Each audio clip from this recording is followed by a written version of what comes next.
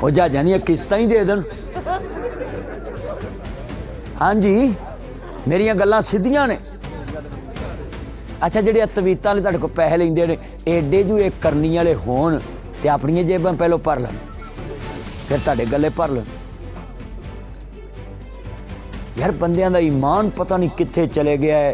मैं वेखिया, अल्लाह माफ़ करे, कोई सस नौं के खिलाफ भजी फिरदी तवीत कराउण, कोई नौं सस के खिलाफ भजी फिरदी है, दरानी जठानी के खिलाफ भजी फिरदी, मौलवी के खिलाफ भजा फिरदा, भरा के खिलाफ भजा फिरदा।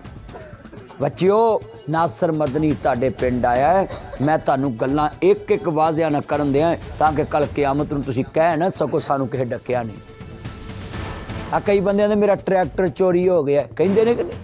कई बंदियां जी मेरा ट्रैक्टर, मेरे को एक बंदा आया, आंदा मदनी साहब मैं तुहाडा बेली है। मैं कहा बोलो। ए मेरा ट्रैक्टर चोरी हो गया, कोई हिसाब ला लेंगे?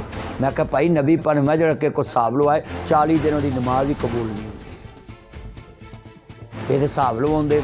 मैं की गल है? आंदा बंदा आंदा भी ट्रैक्टर तेरा लभ जू, मैनू बई इन्ने दे दे। मैं किन्ने मंगे? 50,000 या लाख रुपया।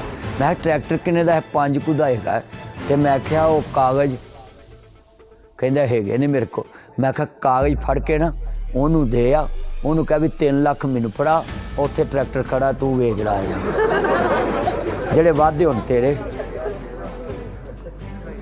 कभी कलमा पढ़ के दसो भी पिंडां च अक्सर काम हो रहे हैं कि नहीं हो रहे? चोरी हो जाए तो आंदे नहीं तवीत वाले को पता कराओ। ओए काहदा पता कराउणा ही, जे कोई चोरी लभ सकदा होवे फिर पुलिस नूं लभण दी की लोड़ है? बंदा ओनू कवे जे साडी चोरी लभ दे, पुलिस नूं लभण दी की लोड़? गया गल मुकदी नाई, ये दिलों ना गली मुकाए। इत्थे बाहरों मियां तस्बीह, अंदरों मियां कसबी। इत्थे दुध च पानी भी पाई आउंदे, नमाज़ां भी पढ़ी आउंदे, दुध च पानी भी पाई आउंदे, मसीते पैसे भी घल्ली आउंदे।